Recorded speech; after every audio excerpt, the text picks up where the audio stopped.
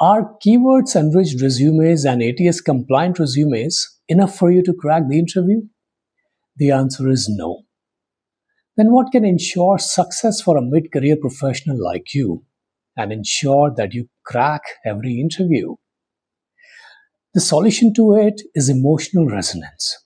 That's right. Unless your interviewers are not emotionally connected with you during every interview conversation, unless they are not believing in the experiences that you are sharing from your CV, the chances are very less that you crack that interview conversation. I repeat, interview conversation. That's right. When you start converting interview into a conversation, then is the time that you emotionally connect your interviewers with you. When you make them believe in the stories, in the events, in the experiences that you're sharing in your interview. The question is how to do that. The answer to it is the storytelling. That's right. Storytelling is a very powerful tool. And when it is used during interview conversations, it ensures success. So, you as a mid-career professional who is preparing for an interview that will lay down the foundation for your leadership role in the next 1, 2, or 3 years, it is very important for you to learn how to use storytelling. In this video, I'm going to share 3 powerful frameworks of storytelling. Framework number 1, called as the identity shift. This framework is used when you want to show any transition period from your career and how you transformed altogether from one role to another, a new identity. Well, every framework which I'm going to share in this video has 3 stages. In this framework, the identity shift, stage number 1 is challenge, stage number 2 is pivot decision, and stage number 3 is new identity. To explain this framework, I share one of my experiences from my career. After some 7 years of doing sales and business development, I realized that it is not my core. I was not enjoying the job. I wanted to become a trainer. But the challenge with me was how to do that, because I neither had any degree nor any certification in training, nor I have ever implemented any training program for any participant. So why would any client entertain me as a trainer? And how would I get my first project as a trainer? So what I did, the pivot decision I took was to shadowing some senior trainers from my network. I started attending their client meetings where I learned how I can identify the training needs while doing a conversation with clients, and then also shadowing them in their training programs, learning the nuances of training and facilitation. Further, I pursued some certifications in my domain like neuro-linguistic programming, NLP, life coaching, and so on.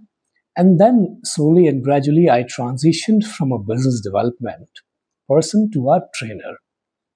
This whole process of 1.5 years gave me a great experience. And that's how I transitioned from a sales and a BD person to a trainer on soft skills, leadership, and behavioral competencies. You saw the difference? I could have easily shared that I, from a business development professional, became a trainer. But what did I do?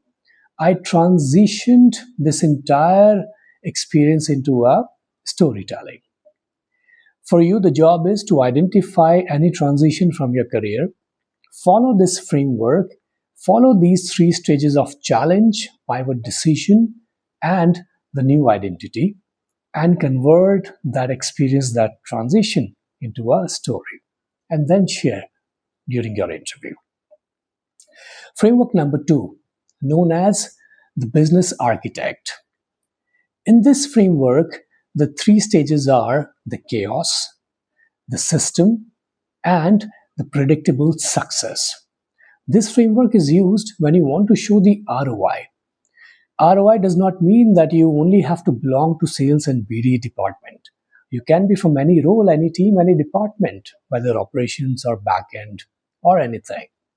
Every individual brings some ROI to the department and to the organization. Now, to explain this framework to you, I share one experience of a program or a loyalty head. He was an individual with some 20 years of experience heading the loyalty programs for a manufacturing and trading company. Now, the chaos he identified when he joined the organization was that there was a lot of fake products came into the market with the same brand, and this brand was losing trust on customers. Now, for him, the challenge, the chaos was that how to resolve this. So he built a small yet powerful system. He got some one QR code printed and started printing them on every carton, every box which was coming out of the factory. So every delivery of the product which was going to the distributor and then further to the retail shop had a unique QR code. Now, this QR code was to be scanned by any customer who is buying that product from the retail shop to check the authenticity of the product. This small system ensured the predictable and long-term success. That's right. And slowly and gradually, the trust which this brand was losing in the market started gaining again. And this small system of putting the QR code brought success in the organization. And that's how this new loyalty head brought the ROI to the department or to the organization. Now, for you, the job is to identify any event or experience from your career, convert that into this framework called as the business architect. Follow these three stages of what chaos you found, number one. Number two, what system you implemented to eliminate the chaos. And number three, how did you predict the success in the long run? Understood? Framework number three, called as the cultural catalyst. As the name suggests, this framework is used to show your people leadership skills, your executive presence. This is used when you are appearing for an interview that will have people management role, that will have a leadership role. How will you come across as an executive leader? How will you ensure that you are a people leader? In this framework, the three stages are conflict, empathy, and resolution. Now, again, to explain this framework, I share one more example with you. This is an example of a CRM head. Well, the CRM head had given responsibility, an additional responsibility to one of his team members to train every new sales joiner in the organization on the sales software. And the reason was simple: to ensure that every sales individual in the organization is following and adhering to the sales process by making every entry on daily basis, marking attendance, and following the entire sales process through this online system. Now, what was the conflict here? The conflict was that this individual who got this additional responsibility of training the sales individuals was not so aligned with this additional job. Why? Because he had his own KRAs to deliver, and this job was to train the new joiners every week twice. That means 8 to 10 sessions every month. It was altogether a different responsibility, and it was hampering his main KRAs and KPIs. Now, how did this CRM head manage this conflict? Look at the beauty of the decision he made. He incentivized this activity for this individual and added this new responsibility into the KRs and KPIs of this individual. And that's how he aligned not only this individual with this additional responsibility, but also ensured the overall organizational success of training every new sales joiner. So you see, he understood the conflict. He empathized not only with this individual and incentivized this activity for him, but also understood and empathized with the organizational expectation. And eventually, he came up with a resolution of incentivizing this activity and also adding this activity in the KRAs and KPIs of this individual. Isn't it beautiful? For you, the job is to identify any conflict that you managed throughout your career. What and how did you empathize with that situation? And then eventually, what resolution you brought to eliminate the conflict from the department, from the team, or from the organization.